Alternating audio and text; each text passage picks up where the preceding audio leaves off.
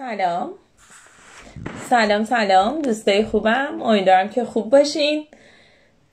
یک شنبهتون بخیر باشه، شبتون بخیر باشه، روزتون بخیر باشه هر جا که هستین. امیدوارم که خوب باشین. امروز لایف داریم امشب با خانم دکتر محشید حاجی علی عزیز، متخصص قلب و عروق، و خوشحالم که در کنارتون هستیم. یه 3-4 دقیقه دیگه لایف شروع میشه. من یه کوچولو زودتر اومدم که دوستان عزیز به جمعمون اضافه بشن. سلام آقای دکتر، خیلی ممنون از لطفتون و منتظریم که خانم دکتر هم به جمع ما اضافه بشن. اگه ممکنه لایو رو حتما شیر کنین برای دوستانتون. این علامت مثلث پایین هست، به اشتراک گذاری بذاریدش، منتشر کنین که دوستان دیگه هم به لایو ما اضافه بشن. خب منتظریم که خانم دکتر هم بیان. امروز قرار در مورد مبحث قلب و عروق صحبت کنیم. لایو بسیار بسیار خوب، عالی، که یکی از بیشترین آمار وحشتناک این بیماری توی کل جهان خیلی زیاد هستش. منتظرم بیاد. صدای من خوبه؟ صدای تصویر من رو دارین درسته؟ مشکلی که توی صدا و تصویر من نیست. خب یه ذره صبر میکنیم خانم دکتر که قراره ساعت 7 من که میشه 9:30 ایران شروع بشه. سلام به تک تک دوستانی که به جمعمون اضافه میشن. امیدوارم که خوب باشین، خوش باشین.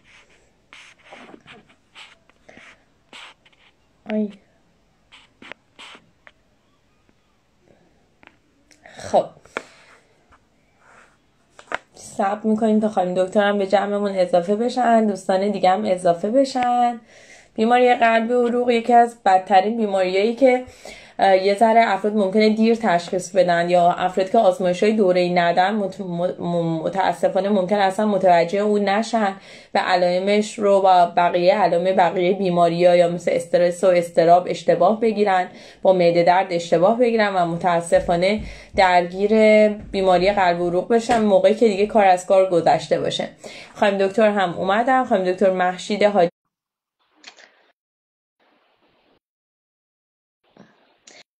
خانم دکتر دلشاد عزیز، سلام عرض میکنم خدمتتون. یکی از بهترینای اینستاگرام و یکی از بهترین پزشکان عزیز که افتخار آشنایی باشون رو دارم. محشید جان یه ذره صبر کنی، فکر میکنم میای. من اکسپت کردم ریکوستتو. خانم دکتر محشید عزیز ازشون میپرسیم که مطبشون هم کجا هستن که بتونین تشریف ببرین و اینکه بتونین تحت نظرشون باشید، چون یکی از واقعا بهترینا هستن. قربون لطفتون دکتر دلشاد عزیز که صفحه پر انرژیت رو همیشه میبینیم. بهترینا هستین توی قضیه اینستاگرام، توی علم پزشکی انگیزشی. واقعا دکتر دلشاد حرف نداره. آره واقعا کاش دکتر خسروی نیاد، ولی خب من که میدونی همیشه برای مبارزه باهاشون آماده هستم. امروزم خودم رو آماده کردم. نه من از دست دکتر خسروی برمیام، نگران اصلا نباش دکتر دلشاد عزیز. محشید جون من یه بار دیگه اکسپتت کردم، یه چند از صبر کن که بتونی بالا بیای، اصلا نگران نباش. دکتر خسروی با من سوال لبنیاتی در برش دارم.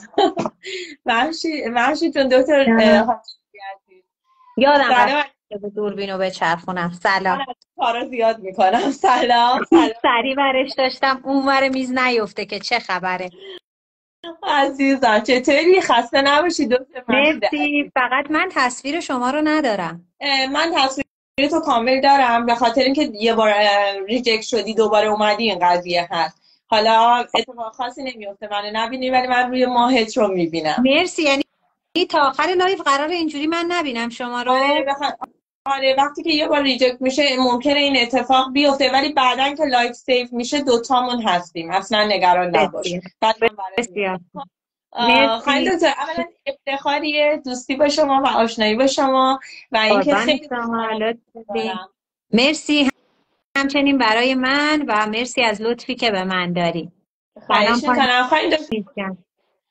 خانم دکتر محشید حاجی علی عزیز یه کوچولو در مورد خودتون میگید و دلم میخواد همین اول کار بدونیم مطب شما کجا هستش که دوستان عزیز هم بدونن. سلامت باشین. من مهشید حاجی علی ام، متخصص قلب و عروق و در خدمت بیمارا هستم در کلینیک بهبود در مفتح شمالی تقاطع 14 هستم و مطب خودم هم توی قائم مقامه که داره بازسازی میشه. فکر میکنم یه ماه دیگه مونده و بعد از اونجا هم در خدمتشون هستم، ولی کلینیک بهبود رو کلا هستم.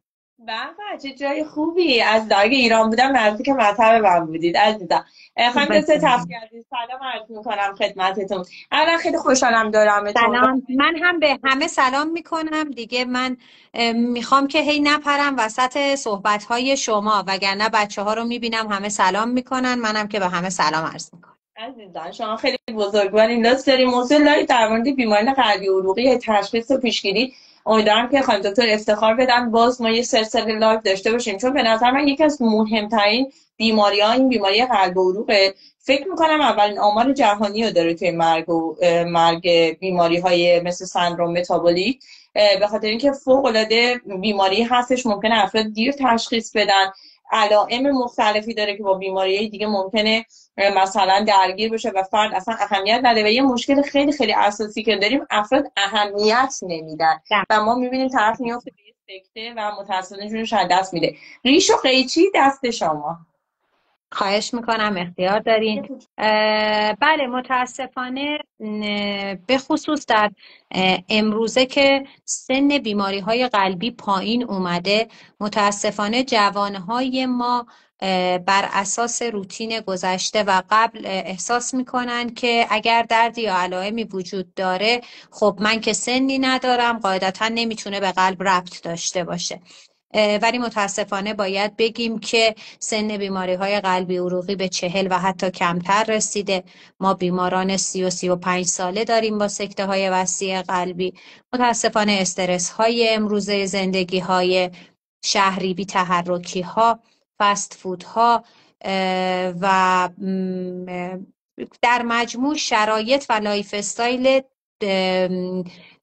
خیلی بی تحرک امروزه دامن میزنه به تشدید بیماری های قلبی عروقی، به ویژه در سنین پایین تر. و همونطور که میفرمایین در این موارد بیمار میس میشه، دیر تشخیص داده میشه و یا ممکنه که اصلا زمانی تشخیص داده بشه که جان بیمار از دست رفته باشه. بنابراین ما توصیه میکنیم که هر گونه دردی رو از ناحیه زیر چانه تا ناحیه تقریبا بالای ناف جدی بگیرن. نهایتش مراجعه به یک مرکز درمانی در نزدیکی منزل هست، یه نوار قلب گرفته میشه، یه چند ساعتی تحت نظر هستن و اگر خدایی نکرده قلبی باشه، خب تشخیص به موقع درمان میشه. اگر هم که قلبی نباشه، خب باز تشخیص داده میشه و با خیال راحت فرد میتونه بره علل دیگر درد رو بررسی کنه، چون مهمترین چیزی که میتونه در این قسمت درد بده و تهدید جانی داشته باشه برای فرد، قلب و عروق بزرگی که در ناحیه قفسه سینه تا شکم وجود دارن و بقیه چیزها میتونن به صورت حالا ملکتیو یا به صورت غیر اورژانسی تر مورد تشخیص و درمان قرار بگیرن. مرسی خانم دکتر. دقیقا خیلی از بیماری‌ها مثلا دیابت ما میگیم آهسته آهسته کشنده است، یا کبد چرب، یا اصلا بهشون مثل فشار خون میگیم قاتل خاموش. ولی بیماری قلبی عروقی واقعا همین. خانم دکتر مثلا تو اطرافیانمون من زیاد میشم که مثلا طرف 34 ساله بوده با یه معده درد بوده یا با یه حالت مثلا یه دفعه دردی بوده و یه دفعه میره و سکته میکنه، اصلا به چند ساعت دیگه نمیرسه و متاسفانه این خیلی فاجعه دردناکه. خانم دکتر قبل از اینکه بخوایم بریم روی تشخیص اینکه اصلا چجوری بفهمیم این درد چجوریه، چه علائمی داره و چجوری هستش، نکته که وجود داره این هستش که ارتباطش رو با چاقی و اضافه وزن از نظر شما چیه؟ من با پزشکان متخصص قلب و عروق زیادی کار کردم، خب چون تو بیمارستانم خب خیلی سال کار کردم. همیشه متخصص قلب و عروق من میدونستم که همیشه روی وزن و چاقی و اضافه خیلی اهمیت میدادن. از نظر من متخصص تنظیم قضیه خیلی مهمه که فرد یه وزن سلامتی داشته باشه. خیلی خیلی برام مهمه. دوست دارم که نظر شما رو هم بدونم و توصیه شما رو. بله، ببینید من حالا جا داره بگم یک پستی رو هم دارم مثلا با عنوان چرا چاقی خطرناکه. ببینید چاقی به عنوان اصلا یک بیماری سیستمیک میتونه تعریف بشه. چاقی به دلیل مکانیسم های اثری که میتونه در قسمت های مختلف بدن داشته باشه میتونه یک سلسله ای از فاکتورهای التهابی رو در بدن، البته تخصص شما میتونید بعدا ما راهنمایی کنید، یک سلسله فاکتورهای التهابی رو در بدن به راه بندازه که میتونه سبب بروز میدونید مستعدتر شدن، حالا من بخوام مسائل قلبیش رو بگم، عروق به ایجاد تنگی در عروق بشه. چاقی میتونه باعث کبد چرب بشه، چاقی میتونه باعث دیابت بشه، چاقی میتونه باعث فشار خون بشه و تمام اینها میتوانند ریسک فاکتورهایی برای ایجاد بیماری‌های عروق قلبی و عروق محیطی بدن باشند.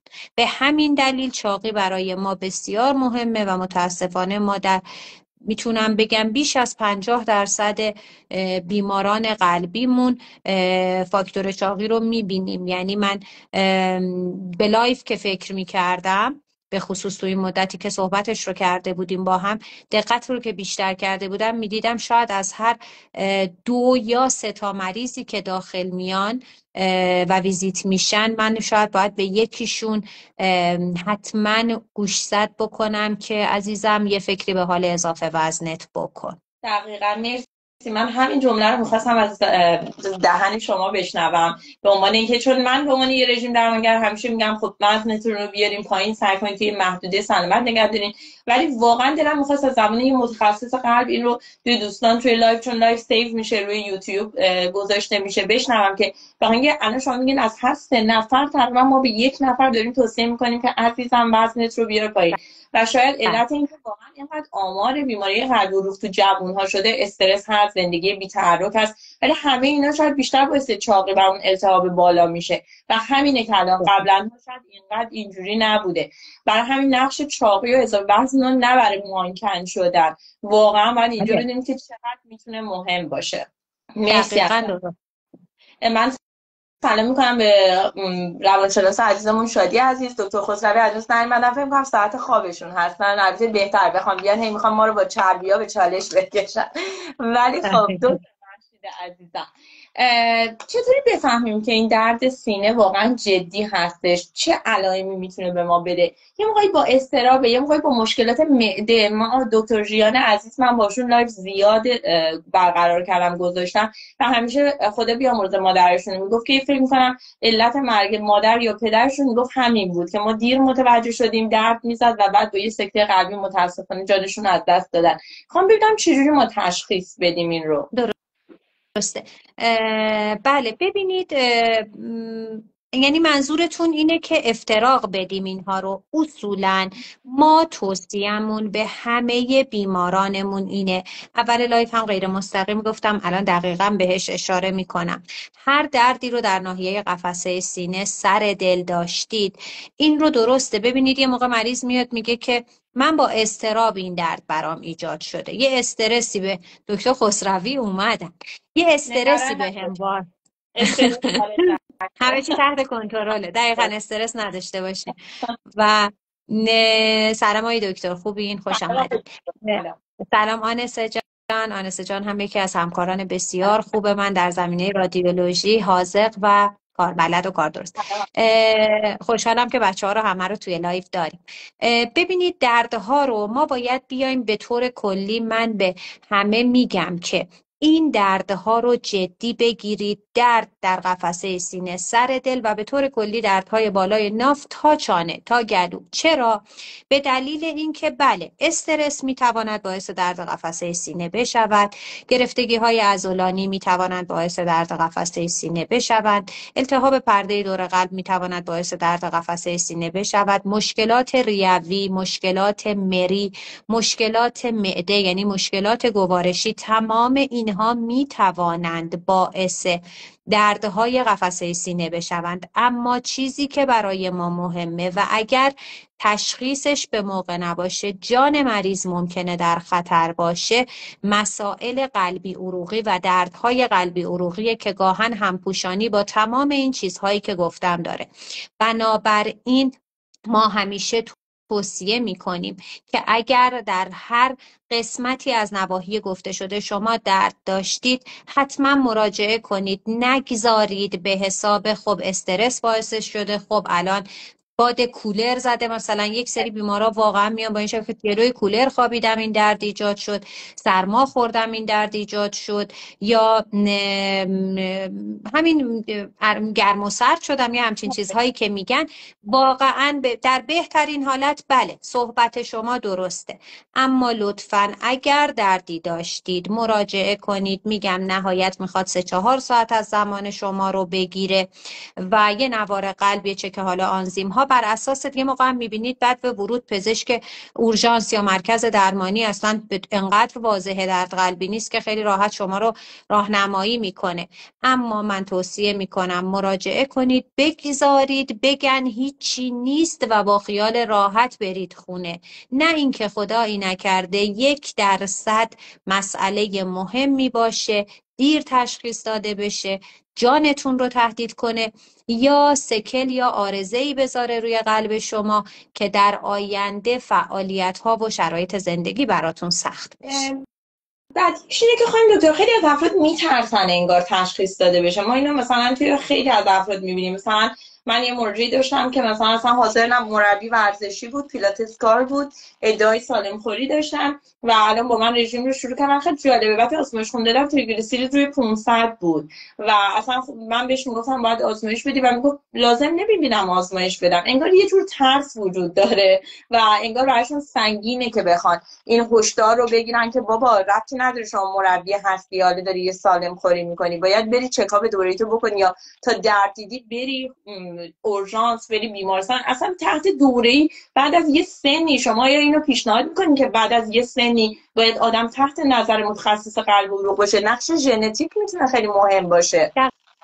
دقیقاً در مسائل ژنتیکی که بله اصلا پروتکل ها رو داریم بر اساس نوع بیماری که وجود داره. خب بیماری های مختلفی در زمینه سلام آریان جان، در زمینه قلبی عروقی می توانند انتقال ژنتیکی داشته باشند. بر اساس نوع اون بیماری و سنی که در اولین فرد درجه 1 اون خانواده بروز کرده این بیماری، ما طبقه بندی می کنیم که افراد درجه 1 یا حتی درجه 2 خانواده در چه سنی باید مراجعه کنن که اونها هم چکاپ بشن که اگر این ژن منتقل شده است زود تشخیص داده بشه و درمان بشه و منجر به عارضه بعدی نشه. و سوال دیگه‌تون چی بود؟ این که در مورد مسائل ژنتیکی که این توصیه رو داریم حتما. چکاپ‌های قلبی و تحت نظر. ببینید عدد مشخصی هیچ کجا نوشته نشده که از سن مثلا 20 سالگی مثلا 30 سالگی تحت نظر دکتر قلب و عروق باشید، ولی من چیزی که حالا به تجربه‌ای که داشتم در دیدن بیمارها، من توصیهم اینه که اولین ویزیت قلب و عروق افراد در فردی که کاملا سالمه، سابقه خانوادگی خاصی نداره، بیماری زمینه‌ای خاصی نداره، حتما از سن 30 سالگی شروع کنن. یعنی یک چکاپ قلبی میشوند و بعد از اون پزشک بر اساس شرایط بیمار و بررسی هایی که انجام میده تشخیص میده. به یکی میگیم برو 5 سال دیگه بیا، به یکی دیگه میگیم برو 10 سال دیگه بیا، بر اساس اینکه مگر اینکه مشکلی پیش بیاد، دردی پیش بیاد، شرایط اورژانسی پیش بیاد که اونو باید در اولین فرصت مراجعه کنن. ولی اگر که بر اساس تجربه من باشه، من احساس میکنم که در دنیای امروزی، میگم عدد نتی هیچ کجا نوشته نشده یا حداقل من ندیدم که بگیم از فلان سن. فکر میکنم با توجه به کاهش سن بیماری های قلبی عروقی 30 سالگی سن مناسبی برای اولین چکاپ قلبی عروقی باشه. مرسی این خیلی نکته مهمیه به نظر من، چون همه فکر می‌کنن باید پیر شن، به سن سالمندی برسن، خانم‌ها باید یائسه بشن تا این اتفاق بیفته و در واقع واقعا اصلا اینطوری نیست. و مخصوصا یه سوال حالا برای خود من جالبه که بدونم از زبان شما، این که من مراجعین زیادی دارم که کبد چرب دارن و دیدین که افرادی که کبد چرب دارن خیلی حول و بلا دارن، میان رژیم میگیرن، کبدشون پاک میشه و بعد چند سال بعد دوباره گرفتار میشن. یعنی انگار که یه بیماری هستش که دائم فرد رو درگیر میکنه. آیا میتونه ارتباطی داشته باشه با بیماری‌های قلبی عروقی؟ یعنی کسی که کبد چرب بله اصلا ما در درمان کبد چرب و در پیگیری های کبد چرب حتما بررسی مسائل قلبی عروقی رو داریم. همونطوری که گفتم این موضوع هم کبد چرب هم یک بیماری سیستمی که یک بیماری نیست که فقط محدود به کبد باشه. در این خصوص هم من 2 اپیزود پست دارم با سرکار خانم دکتر شبنم شاهرو فوق تخصص گوارش که در خصوص همپوشانی های بیماری های قلبی عروقی و کبد چرب ما صحبت کردیم. حالا اینا رو استوری میکنم که عزیزان استفاده کنن. و بله حتما در افرادی که تشخیص کبد چرب براشون گذاشته میشه علاوه بر این که پیگیری درمان اون رو انجام میدن حتما باید یک چکاپ از نظر بیماری های قلبی عروقی هم براشون انجام بشه. مرسی حتما اگه استوری کنین که عالی میشه. صفحه خانم دکتر مهشید عزیزم رو از دست ندین به خاطر اینکه فوق العاده هستش و چقدر پستای تشخیصی خوبی داشتین. من خودم داشتم یه سرچ میکردم نگاه میکردم پستای خوبی که با دکتر دلشاد عزیز گذاشتین با دکتر خسروی عزیز گذاشتین. آقای دکتر خسروی اگه امکانش دارین ما دعوتتون میکنیم به مناظره، چون یه سال رو در رو دارم براتون از خانم دکتر مهشید در مورد چربی‌ها و لبنیات اگر میتونین تشریف بیارین و از خودتون دفاع کنین از صنعت. حالا بعدمون نمیاد که شما هم داشته باشین. خانم دکتر یه نکته‌ای که وجود داره این که اهمیت دارو درمانی خیلی خیلی مهم هستش، به خاطر اینکه مراجعین واقعا تا میبینن که یه مشکل قلبی دارن یا چربی خونشون بالا هستش میان یه دفعه اصلا از این رو به اون رو میشن و یه دفعه میان میگن نه ما شروع میکنیم رژیم گرفتن، این دارو رو نمیخوریم، چربی رو مثلا دکترمون داده، سعی میکنیم وزنمون رو بیاریم پایین و دستکاری میکنن خودشون. و مثلا من همیشه یک از مبارزاتم این بود که اصلا این کار رو نکنید و اینکه وقتی پزشکتون میگم باید شما شروع کنید دارو درمانی، در کنارش داری حالا رژیمتون هم دارید میگیرید. میخوام ببینم که چقدر نقش دارو اهمیت داره.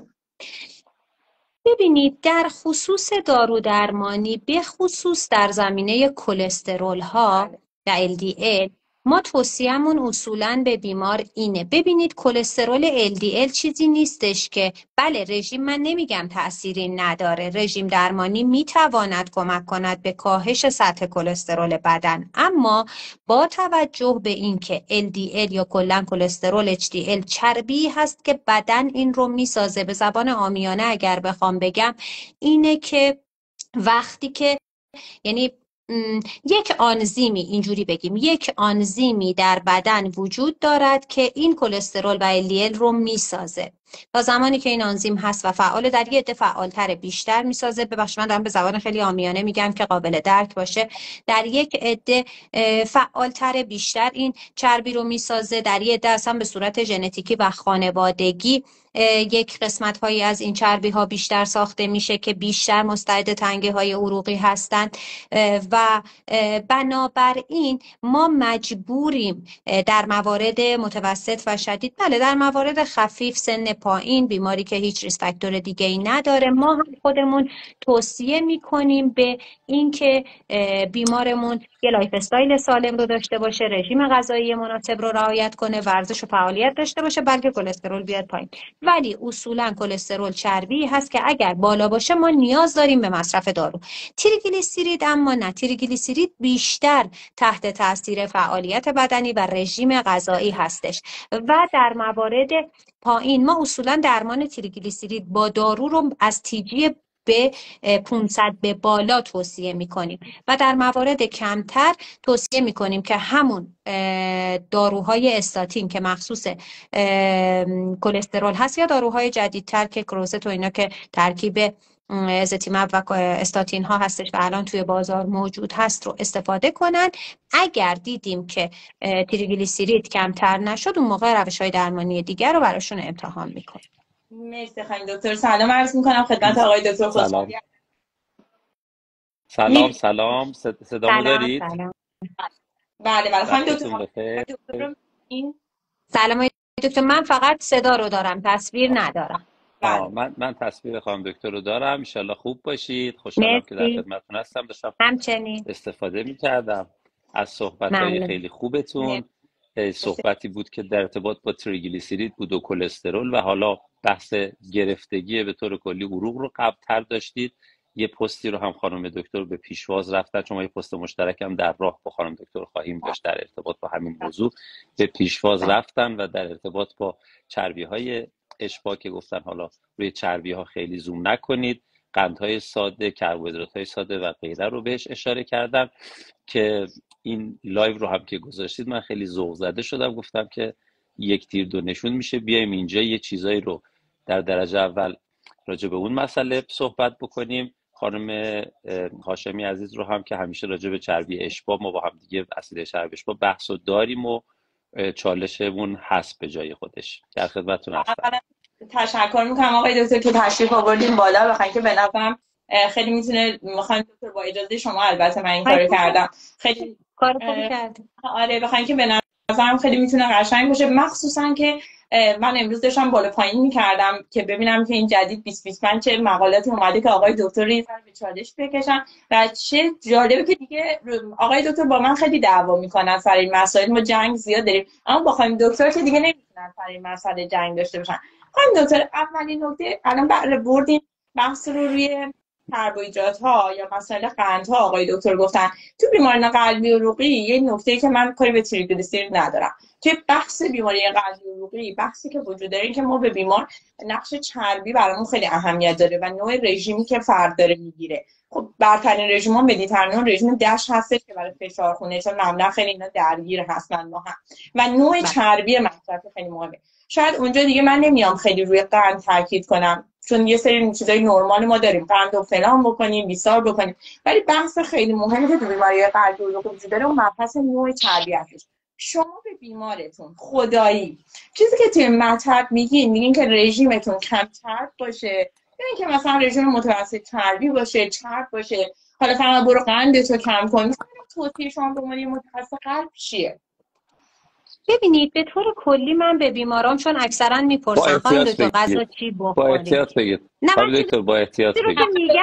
من چیزی رو که میگم با احتیاط بگید. فوقش یاد میگیرم از شما. با احتیاط دوستان شما گفتم با احتیاط بگید، چون سوال منظوردار داره پرسیده میشه، با احتیاط بگید. نه من چیزی رو که میگم و اگر چیزی ایراد داشت خب یاد میگیریم، دور همیم که یاد بگیریم. قربان شما. ببینید من خواهش میکنم، من همیشه به مریض هام حرفی که میزنم اینه که رژیمت کم چرب کم نمک. قرار نیست خودت رو عذاب بدی. تو تا یه حدی رعایت میکنی، به هر حال باید زندگی کنه فرد. ما نمیتونیم به فرد بگیم که نمک از این به بعد هیچی نخور. آقا غذایی که داره میخوره رو بالاخره باید یه جوری قورت بده. نمیدونم چربی به هیچ وجه دیگه یک ذره هم نبینم. من حتی به مریضام میگم سالی 2 بار اگر کله پاچه هم خوردی عیبی نداره. میدونید من به مریض میگم رژیمت کم چرب کم نمک، شکر و قند و اینا رو به خصوص در افراد دیابتی رعایت کن و در همشون، ولی قرار نیست خودت عذاب بدی. شما رعایت هات رو بکن، لایف استایل سالم و فعالیت بدنیت رو داشته باش، ما هم با داروها و چکاپ های منظمت بهت کمک میکنیم که یک زندگی خوب و طولانی رو بدون عارضه داشته باشی. من بلندشم براتون خیلی ممنون خانم دکتر، خیلی لطف کردین. حالا سوال بعدی تو آقای دکتر هیچ اینو داشته باشید. نه خانم دکتر نه کاملا یکی گفتم برداشتتون اشتباه بود. حرفی که نه حالا بذار سوال دوم بپرسم بعد گویا تا اینجا کار که اصلا بحثی نداریم، چربی متعادل و متناسب استفاده بشه. تا اینجا کار که اصلا همه با هم تو یک هیچ و صفر اینا نداره. چربی در حدودی که در واقع تعیین شده است که صحبت کردیم، گفتیم یه بخشش پنهانه که در مواد غذایی به صورت پنهانه، یک بخشی رو ما میتونیم به صورت اضافه شده بخوریم. تا اینجا ما با هم دیگه همه نظرمون یکیه. حالا در ارتباط با نوع چربی سوال میخواد بشه، بحث چالش تو این قسمتشه. تو اون قسمتش تا حدودی نبود. البته پستشون چون به کربوهیدرات ها به قندهای ساده اشاره کرده بودن، من راجع به اون کامنت دارم، ولی یعنی توضیح الانشون یه بخشیشو داشت که راجع به کم کردن کربوهیدرات ها بود که راجع به این تحقیق انجام شده و راجبش حتما باید صحبت بکنیم. ولی شما سوال دوتون رو بپرسید. تا اینجای کارو که چربی باید متعادل باشه که ما بحثی نداریم.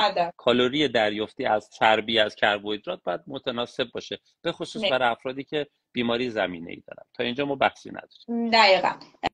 به خاطر اینکه خانم دکتر بحثی که وجود داره نوع چربی تو بیماری قلبی عروق ما به کاری به فرد سالم الان نداریم و من خودم و شما آقای دکتر رو در نظر نمیگیرم. الان ما یک بیمار قلبی عروقی که تو خانواده هممون هم هست ما داریم در نظر میگیریم. بریم بحث نوع چربی. چیزی که رفرنس ها به ما میگن این که مصرف چربی اشباع باید کمتر از 10% باشه و الان مثلا من یه مقاله میخونم تو مایو کلینیک و چیزی که خود WHO و خود انجمن قلب آمریکا گفته که امروز هم من رفتم چک کردم که سعی کنیم به کمتر از 5 تا 6% بیاریم. اوکی یا آقای دکتر تا اینجا؟ اوکی. بله انجمن رو گفته ولی انجمن اشتباه گفته. بله حالا ما میخوایم نظر شما رو هم بدونیم دیگه. کمتر. و چربی ترانس هم که اصلا ما بحثی راجبش نداریم. اون ترانس ساختنی که ما اصلا بحثی نداریم. چی گفته انجمن قلب آمریکا راجع به اصل شب ترانس چی گفته؟ گفته که تا اونجا که میتونیم از سال 2023 اعلام شد که تا اونجا حالا من بعد براتون لینک مقاله‌اشو میفرستم. اعلام شده تا که میتونیم چربی ترانس هست کنیم دیگه. اینو همه میدونیم. صنعت الان داره محصولات داخلی. اینو ما میدونیم. نه اینو ما میدونیم. انجمن قلب همچنان راجع به اصل چرب ترانس نظر داره. راجع به اصل چرب اشباع نظر داره. من بذارید اینجا یک توضیحی بدم این قضیه شفاف شه. خب چون که اگر هی بحث اینجوری گنگ پیش ببریم هم مخاطب شاید جواب نگیره هم چون بحث ما قبل‌تر بوده خانم دکتر من قیافشون احساس کنم داره پازل میشه اینطوری که الان چه اتفاقی داره میفته. نه دکتر قضیه از این قراره. ببخشید من شما رو قطع میکنم عذرخواهی میکنم.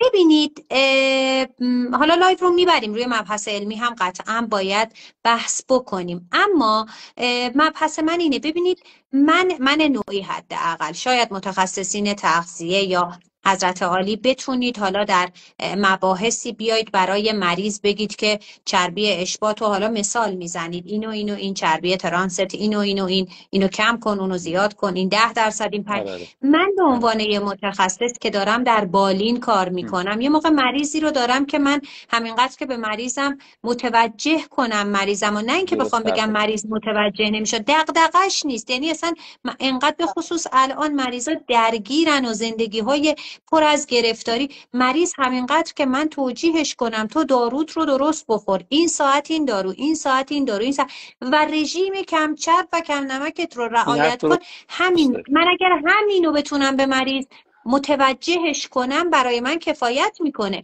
حالا اگر من بیام به مریض بگم خب چربی اشباع تو 6% اصلا متوجه نمیشه. بعد من بخوام مثال بزنم توضیح بدم مریضی که خب برای من مریضام ویزیت هام طولانیه همین جوریش من حداقل هر مریضی که میاد تو 30 دقیقه داخله بخوام بیام ترانس و اشباع و غیر اشباع رو اینا رو هم توضیح بدم من باید 1.5 ساعت برای هر یه دونه مریض وقت بذارم. در نهایت هم سودی نمیبره مریض من از این موضوع. برای همین من وارد این دعوای شما نمیشم. نه میشید. شما دو تا با هم دعوا کنید.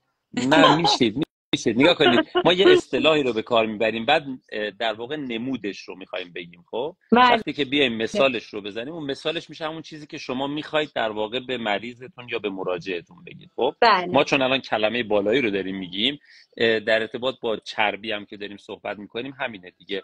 نگاه کنید خب ما چربی اشباع نداریم اسید چرب اشباع داریم. هر چربی که چربی اشباع حاوی یه لحظه حاوی اسیدهای چرب اشباع و غیر اشباع است که ما باید برآیند اون رو در نظر بگیریم که ببینیم این چربی مفید است یا نیست. میدونید بحث سر چیه؟ بحث سر اینه که اون پستی که در واقع شما گذاشته بودید خانم دکتر بر آن چیزی که روی تریگلیسیرید تاثیر میگذارد ما یک سری مواد داریم که منع مصرف یعنی کوچکترین مقدارش وقتی شما مصرف بکنید کوچکترین مقدارش میتونه باعث ایجاد تریگلیسیرید افزایش تریگلیسیرید بشه. بعضیا هست که یک حد و حدودی داره که اگر در اون حدود استفاده بشه ما باهاش مشکل بر نمیخوریم. بعضیا هستن هم که اگر در حدود زیاد هم مصرف بکنیم تاثیر روی تریگلیسیرید نمیذاره اصلا. اون گروه اول در واقع 2 تا که خیلی هایلایتن پررنگترین و محکمترینش اسیدهای چرب ترانس هستند که در صنعت عموما تولید میشدند. اتفاقا الان در صنعت این مسئله کنترل شده است. اصلا ما موضوعیتی باش نداریم که بخوایم با مریض ها و مخاطبا غیره صحبت کنیم. در همین ایران ما داریم به فارسی صحبت میکنیم برای ایرانی ها. صنعت این مسئله رو حل کرده حدود براش گذاشته. برای بعضی از محصولات 5%، برای بعضی از بیشتر محصولات 2% اسیدهای چرب. بنابراین اکثر مواد غذایی حتی مواد غذایی بد که ما میخوریم مارگارین مارگارین مثلا داریم میخوریم اون اسید چرب ترانس رو دیگه نداره. پس اصلا موضوع بازی ما خارج میشه. آیتم دوم که پا به پای اینه که به محضی که شما استفاده میکنید تریگلیسیریدتون بالا میره، اسیدهای چرب اکسیده شده است. اسید چرب اکسیده شده که اندیس پروکساید میره بالا رو عموما مصرف کننده در خانه ایجادش میکنه. چجوری اندیس پروکساید میره بالا؟ من سرخ میکنم یه ماده غذایی رو، ماده غذایی حاوی رطوبت آبه، در کنار آب در واقع اندیس پروکسایدش میره بالا، حالت اکسید شده است، در مقابل نور میشه، در مقابل هوا میشه، در مقابل رطوبت میشه. اگر فرض کنیم جای خوبی نگه داشته در کابینته، کدوم اسیدهای چرب سریعتر اکسیده میشن؟ همشون میشن. اسید چرب اتفاقا غیر اشباع، همون اسید چربی که ما میگیم امگا 3 خیلی خوب، امگا 6 نسبتا خوب، همه اینا همونایی که اکسید میشن. پس بزرگترین عاملی که خانواده ها صدمه میزنن برای بیماری های قلبی عروقیشون در درجه بالا، که یعنی کوچکترین اسید چرب اکسید شده رو بدن تحمل و تاب نمیاره، در دو قسمت هم اثر میذاره، یعنی هم روی تریگلیسیرید تاثیر میذاره، هم به عنوان یک عامل التهابزا روی کل سیستم بدن تاثیر میذاره، من جمله اون گرفتگی عروقی که با هم صحبت کردیم قبلا که میخوایم راجبش، یعنی من تو اون پست دارم همین چیزها رو دارم میگم. شما بعد از اینها گروه متوسط ها رو دارید که متوسط ها میشه گروه کربوهیدرات ها و قندهای ساده. یه رژیمی ما داریم به اسم کیتوژنیک دوستش هم نداریم، تبلیغش هم نمی‌کنیم، باهاش هم موافق نیستیم. تو یه رژیم لو کربه، مقایسه کردن یه رژیم لو کرب رو با رژیمی که به اصطلاح میگن پروتئین چرب مصرف بکنید، یعنی پروتئین مثل گوشت که حاوی چربیه و چربیش هم اشباعه. اگر کربوهیدرات پایین باشد، اون افزایش تریگلیسیرید به میزان کمتری انجام میشود. یعنی اون چیزی که شما فرمودید، اگر من کم چرب استفاده کنم اوکی، ولی مهمتر از اون اینه که من کربوهیدرات هامو کم بکنم، قندهای سادمو در حدود استاندارد، نه حذف، ما اصلا بحث حذف نداریم، بحث کنترل در میزان مناسب رو داریم. خیلی جالبه، بعد از اسید چرب ترانس اکسید شده، بعد از کربوهیدرات ها، تازه میرسیم به محدودیت مصرف اسید چرب اشباع. یعنی تو این درخت، تو این طبقه بندی تازه میرسیم به اشباع. گیر اشباع خانم هاشمی کجاست؟ شیر پرچرب که من میگم شیر کامل بخورید. شما تفنگتون رو گرفتید. دوست دارم. فعلا اجازه بدید، حالا دارم همینجوری تیراندازی میکنم، یه خشاب دیگه دارم، این خشابه رو برم، بعدش دیگه من اصلا خداحافظی میکنم، شما ادامه بدید. اینا رو که در واقع در نظر بگیریم، بعد در کنار اینا حالا عوامل دیگه ای که توی فشار خون تاثیر میذاره، مثل نمک، مثلا نمک سدیم میتونه تاثیر بذاره، این بالانس نبودن سیستم الکترولیت، و عوامل دیگه یا بیماری های دیگه ای که مرتبط با بیماری متابولیک بدن ما میشه میتونه تاثیر بذاره. این درخته رو میخواستم تصمیم بگیرم، ما در واقع تنظیم بکنیم با همدیگه و راجع بهش صحبت بکنیم که ما حدود مصرف برای بعضی از مواد داریم. وقتی میگیم فروکتوز میشه عسل، وقتی میگیم فروکتوز میشه میوه. خب حتی آب میوه صنعتی که داریم میگیم، اگر در مقدار مجاز، یعنی در اون برنامه ما بگنجه، اگر اون شیر کاکائویی که میگیم شکرش در برنامه ما بگنجه، در اون برنامه روزانه‌ای که با توجه به متابولیسمی که من دارم، فعالیتایی که دارم بگنجه، اینا هیچ کدومش تریگلیسیرید بدن رو افزایش نمیده. چی افزایش میده؟ اون افزایش میده که اصلا مقدار کمش هم در واقع مشکل ایجاد میکنه. اون سبزی سرخ شده که ما توی قرمه سبزیمون استفاده میکنیم، اون بادمجونی که سرخ میکنیم، اون روغن سرخ کردنیش در واقع که میره تو جون اون محصول و اون محصول رو ما میخوریم، اونه که تریگلیسیرید رو بالا میبره. این بخشش رو من خانم دکتر گفتم که اینو میشه به مخاطب گفت. دکتر جان، من یه دقیقه شما رو قطع کنم اینجا، یک سوال بپرسم. ببینید، زنده باشین، نه تشریف داشته باشین. ببینید همین الان یکی از عزیزان خانم دکتر صالحی برای ما نوشتن به زبون ساده مواد، میدونین مریض یا بیمار یا حتی خیلی از مواقع خود ماها وقتی که میگیم چربی ترانس، چربی اشباع، چربی نمیدونم فلان، اینها رو وقتی که ما میگیم تا فرد بیاد فکر کنه، حالا یاد بگیره این ترانسش اون اشباعش. میدونید من درخواستم از شما، حالا قطعا یه پست مشترک با شما خواهیم داشت جناب دکتر خسروی، که برای ما نوع غذا را بگید. مثلا بیایید بگید چیپس صنعتی اینقدر درصد اشباع داره، آقا هفته یه بار مریض اینو میخواد از من. میدونید بله، در مبحث علمی خیلی جذاب جذابه. من و شما میشینیم، 4 تا فرد آکادمیک هم وقتی میشینن راجع به چربی اشباع چشم پانیز جنبندی میکنیم، راجع به چربی اشباع صحبت میکنیم، ترنس صحبت میکنیم، ما متوجه میشیم.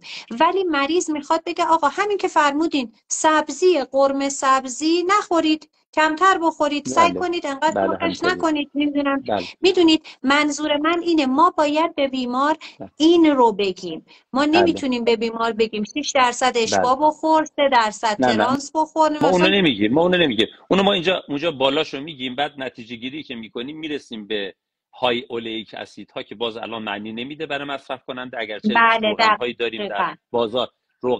بازار، داریم که روش نوشته های اولئیک و میشه روغن زیتون در کنارش که باز نوعش و برندش رو باید با هم دیگه صحبت بکنیم و باید با هم دیگه بیشتر حتما راجبش این گفتگو اگر که بکنیم. باشه یعنی خیلی این خوبه، میشه من اصلا انتخاب موافقم. روغنمون. دقیقاً آره، در چند انتخاب مرحله روغنمون. اینها رو بگیم. بله، انتخاب روغنمون میشه روغن که اولئیک اسید بالا داره که میشه روغن زیتون و روغن های اولئیکی که الان توی بازار هست با از نوع آفتابگردونه و بعد میشه کنولا. اینا روغن هایی هستن که اولئیک اسیدش بالاست. ما این روغن ها رو انتخاب میکنیم.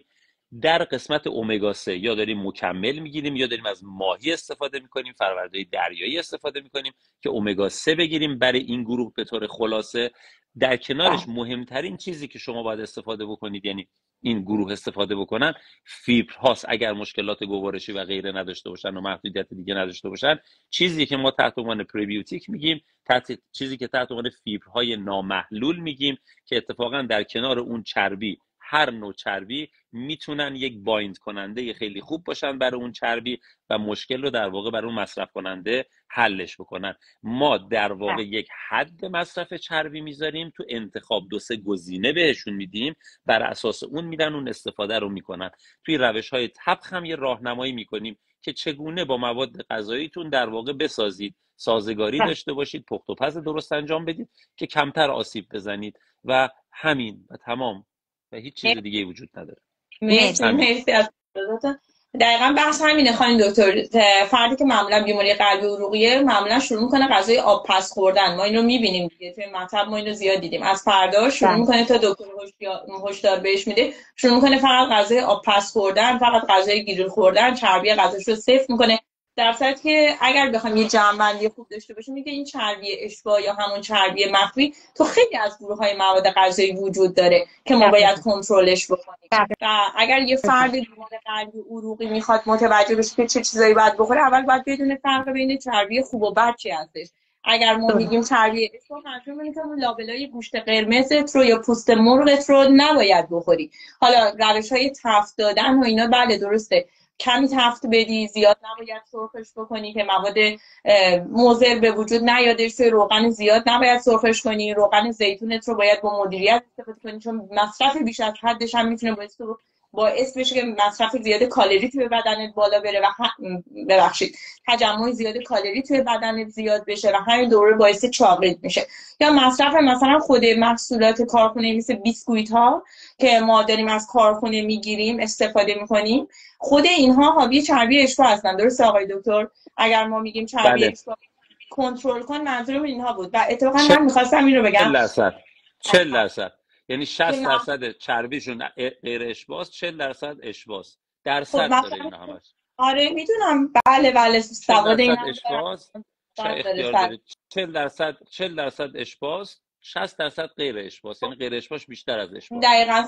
آره. خب حالا باید ببینیم یه فردی که بیمار قلبی عروقی است از صبح تا شب چقدر توی پنیرش وجود داره، توی بیسکویتی که میخوره وجود داره، توی اون گوشتی که میخوره وجود داره. پس باید یه مدیریت داشته باشه توی نوع خوردن. مثلا همونطور که آقای دکتر گفتن بیشترین قسمت اون بشقاب غذایش باید روی سبزیجات بچرخه.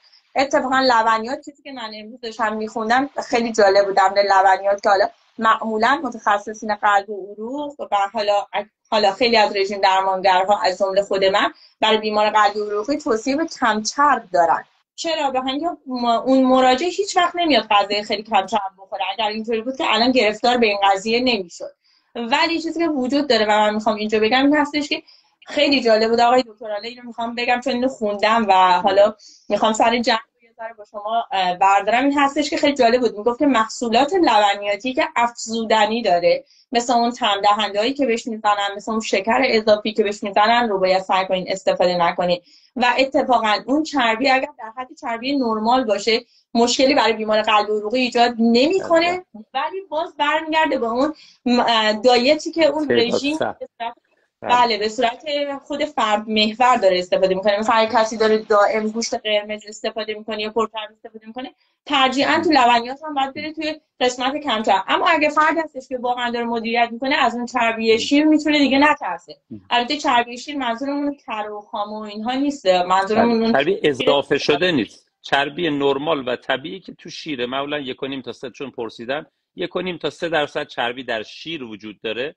معمولا تو پنیر شما ماکسیموم 15-16% میبینید، تو کم چربش 8%، پس میشه همین 8 تا 15-16% در پنیر. در ماست هم همین حدود تقریبا 1.5 تا 3%. تو این رنج که میبینید رنج نرماله، این چیز عجیبی نیست، تفاوتش هم اونقدر زیاد نیست. اما اگه یکی میاد راجع به ماست 5% 6% مثل ماست مثلا 7 صحبت میکنه، اینجا چربی اضافه شده داره. چند تا سوال پرسیدن، فقط من قبل از که خداحافظی کنم برم این 2-3 تا سوالا رو بپرسم، پاسخ بدم. یکیش که راجع به گفتن چه برندی آفتابگردون اولیک بالا داره، برند قنچه مثلا و برند دیگه هم بهار قنچه، اینا همه توی یک دوره‌های اجازه واردات بهشون میدن روغن آفتابگردون های اولیک میارن که نزدیک 80% اسید چربش اولیک، یعنی شبیه روغن زیتونه. اگه روغن زیتون میخواید برای پخت و پز استفاده بکنید، برندهایی مثل اکسیر، مثل اویلاب، این برندها رو میتونید استفاده بکنید. روغن هسته انگور، تو اون عواملی که من داشتم میگفتم که به اون انتها میرسیم، بعد به یک جایی میرسیم به اون نامتوازنی امگا 6 به امگا 3 که در تغذیه ایرانی ها خب خیلی زیاده، خیلی مشهوده. و خب به این دلیله که ما میگیم تو ایران خیلی ها مجبورن از مکمل امگا 3 استفاده بکنن، که مکمل امگا 3 شون هم باید به نحو درستی انتخاب کنن و به مقدار درستی. من یک جمله بگم، ما در یک رژیم غذایی که مثلا خانم هاشمی من نمونهشو مثلا برای من فرستاده بودن، یه رژیم غذایی برای یه فرد بستن که روی کاهش وزنه. حالا وزن اون آدم چه عددی بوده که فرض کنید ایشون روی 1800 کیلوکالری براشون رژیم بستن. این 1800 کیلوکالری درشت مغذیاش میشه کربوهیدرات، پروتئین و چربی.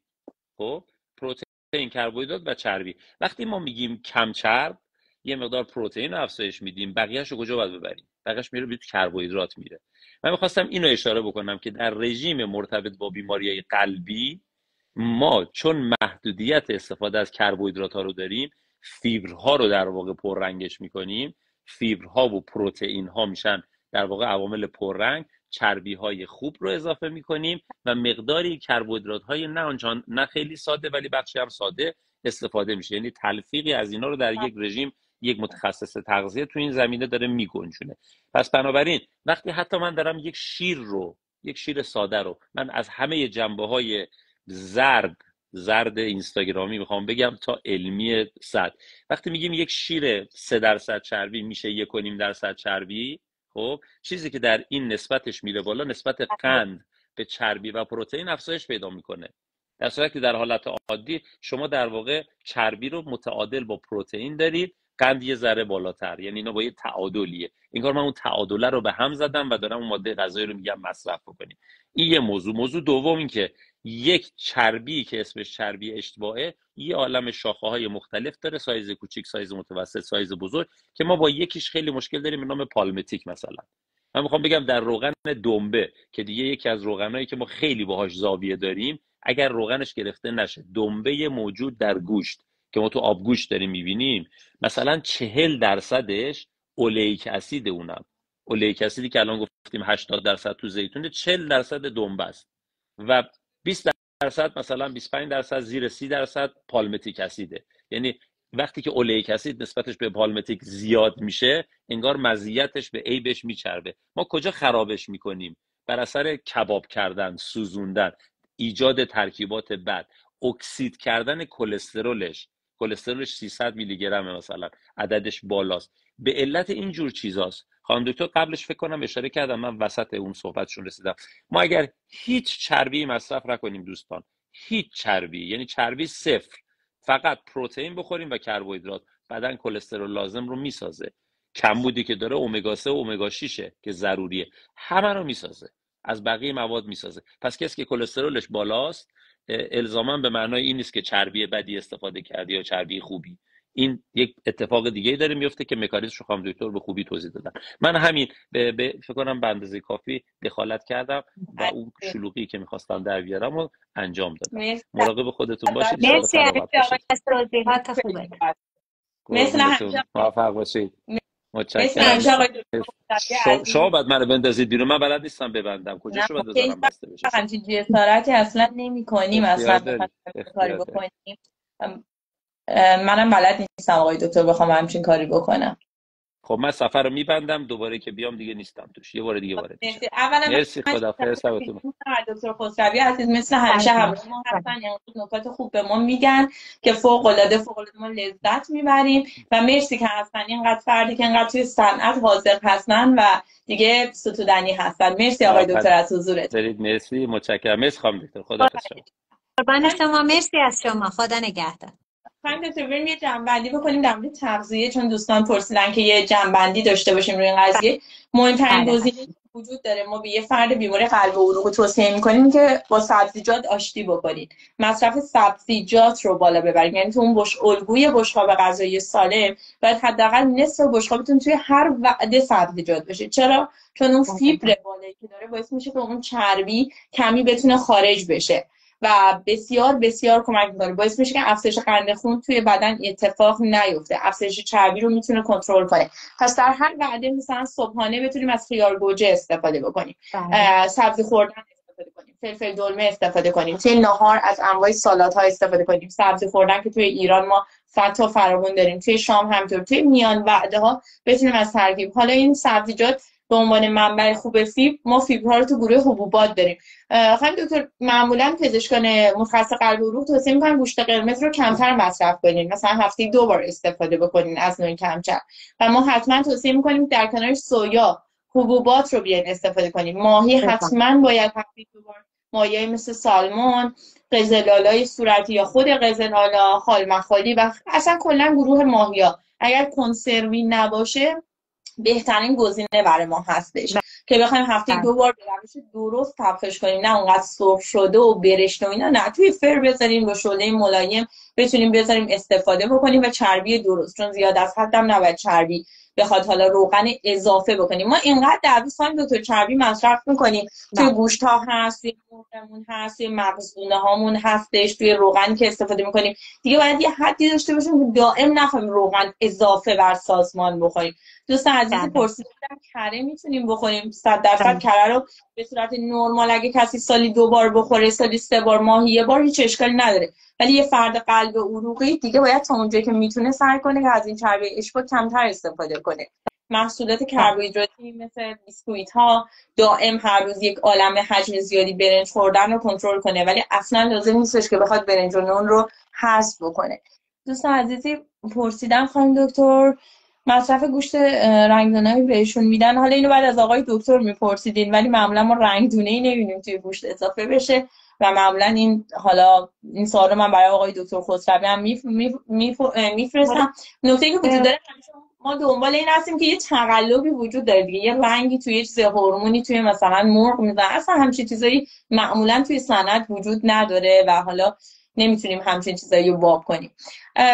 اگر افراد سعی کنن که روزی نیم ساعت پیاده روی داشته باشن، بتونن تعداد قدماشون رو بین 6 تا 8000 تا 10000 نگه دارن تو این زندگی بی‌تعرض، هفته 2 تا 3 بار ورزش منظم انجام بدن، بهترین گزینه هستش که میتونن صرف اون مصرف کالریشون رو بالا ببرن.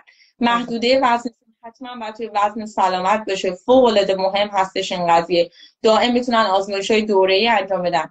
فاستینگ، در مورد راجع به فاستینگ تو بیماری قلبی عروقی من معمولا زیاد توصیه نمی‌کنم فاستینگ رو تو بیماری قلبی عروقی، ما هم توصیه نمی‌کنیم. تو گرسنگی طولانی مدت معمولا اصلا برای بیماری که های ریسک هستن اصلا توصیه نمی‌کنیم. فاستینگ های طولانی مدت خیلی میتونه من اتفاقا روی لینک هم توی کانال تلگرام هم اتفاقا گذاشتم در مورد اینکه چقدر میتونه روی تیروئید تاثیر بذاره فاستینگ های طولانی مدت و باعث کند شدن هورمون های تیروئید در سطحش پایین بیاد و چقدر میتونه عوارض بد داشته باشه. نظر شما چیه؟ در خصوص تیروئید من حقیقتا مطلبی رو که جای داکیومنت خونده باشم من نمیدونم، ولی در خصوص بیماری های قلبی عروقی ما اصلا فاستینگ رو توصیه نمی کنیم، به خاطر اینکه فاستینگ طولانی مدت خودش انگار یک استرسی رو داره به بدن وارد میکنه. سطح هورمون کورتیزول در فاستینگ های طولانی مدت بالا میره و ما این رو برای قلب و عروق مناسب نمیدونیم. مرسی ازتون. دقیقاً بهترین فاستینگ از نظر من و از نظر اون چیزی که توی حالا رفرنس ها میگن فاستینگ های 12 ساعته هستش. فاستینگ هایی که معمولا بعد از شام ما شروع میکنیم تا صبحانه بدن رو میبریم توی یه حالت استراحت و معمولا هم همیشه توصیه کلی این بوده که 2 ساعت قبل از خواب دیگه چیزی نخورین، دیگه بذارین معده سبک بشه، هضم کامل انجام بده. یه سوال دیگه من بپرسم خانم دکتر، این دستگاه هوشمندی مثل ساعت‌های ورزشی آیا توی تشخیص مشکلات قلبی عروقی میتونه کمک کننده باشه یا نه؟ اصولا در موارد افزایش ضربان قلب میتونه به حالا فرد این هشدار رو بده که ضربان قلب بیش از حد نرمال یا کمتر از حد نرماله، ولی در تشخیص مسائل قلبی، یعنی در تشخیص مشکل قلبی، را اون افزایش ضربان به چه علته یا نوع اون افزایش چیه یا نوع اون کاهش چیه، نه، باید حتما مراجعه داشته باشن تا معمولا ما یا با نوار گرفتن یا با بستن هولترهای ریتم میتونیم تشخیص دقیق رو بدیم. یا فشار، بعضی از دستگاه‌های الان ساعت‌های هوشمند فشار رو چک میکنن، فشار رو هم باز چیزی که من خوندم خیلی دقیق گزارش نمیکنن و اگر دستگاهی آلارم داد بهشون که افزایش فشار یا کاهش فشار دارن، حتما مراجعه کنن که توسط پزشک ویزیت بشن. مرسی خانم دکتر. تقریبا در مورد همه سوالات گفتیم دوستان و خیلی لایو خوبی بود خانم دکتر. مرسی. امیدوارم که باز هم به من افتخار بدین که در این رابطه و فشار مواردی دیگه صحبت کنیم، چون اینقدر زیاد اگه بخوایم این مسائل باز کنیم اینقدر زیاد مطلب که میدونم دیر وقت ایران هم هست. باز اگر نکته مهمی هست برای جمع‌بندی ممنون میشم که بهمون بفرمایید. جنبندی به طور کلی اینه که دردهای باز میگم قفسه سینه رو جدی بگیرن و رژیم غذایی رو رژیم متعادل، باز میگم کم چرب کم نمک و رژیم غذایی سالم، بیشتر قسم سهم بشقابشون رو سبزیجات داشته باشن و گوشت های سفید مثل ماهی حتما توصیه میشه که هفته‌ای 3 بار داشته باشنش. گوشت قرمز رو هفته‌ای 2 بار توصیه میکنیم. سعی کنن چربی های گوشت رو بگیرن و در موارد فشار خون نمک رو میگیم چیزی به اسم نمکدون توی خونه وجود نداشته باشه، ولی نمکی که توی غذا میذارن و استفاده میشه هیچ مشکلی نداره، به شرطی که اون هم بیش از حد نباشه و غذا یک طعم متعادلی رو برای مصرف داشته باشه. و توصیه دیگه هم که میشه فعالیت‌های ورزشی، ورزش‌های هوازی و یک لایف استایل سالم، حالا به بحث مربوط نیست ولی دوری از سیگار و انواع دودهایی که الان وجود داره، این ویپ ها و قلیون و نمیدونم بجز سیگار چیزهای دیگه و اینا که در بحث نیست، از این چیزها دوری کنن و یه لایف استایل سالم رو کلا ما نظر قلبی عروقی توصیه میکنیم. مرسی انسه.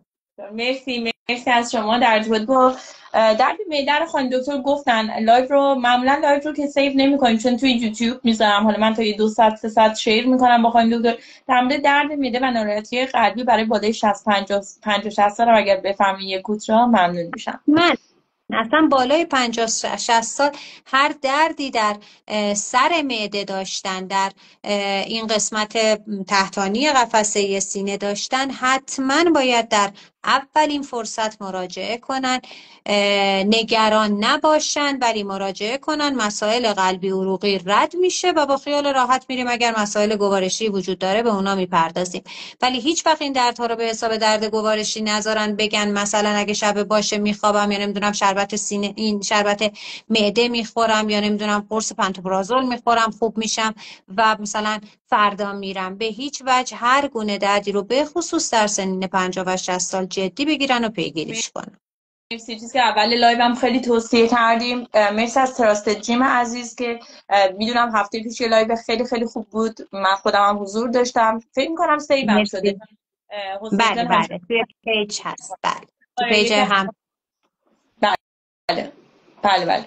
یکی از مهمترین نکاتی که وجود داره همین فعالیت بدنی منظم هستش که ماها باش بیگانه هستیم. اگه این کارو بکنیم همه چیز خیلی راحت میشه، قابلیت کنترل تو دست ما رو داره.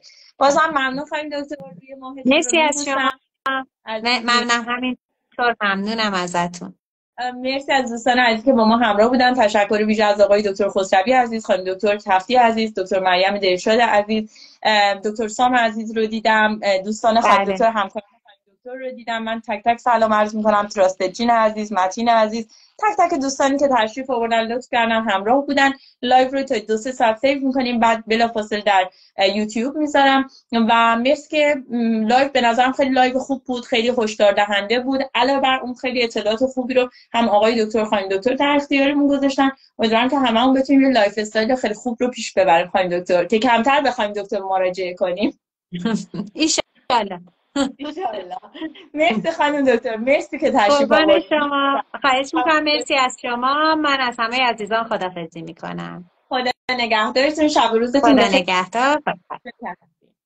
خدا نگهدار. شبتون خوش. خدا خوش. خدا. مرسی آقای دکتر خسروی عزیز، باز هم بزرگوارید. خدا نگهدارید. خدا.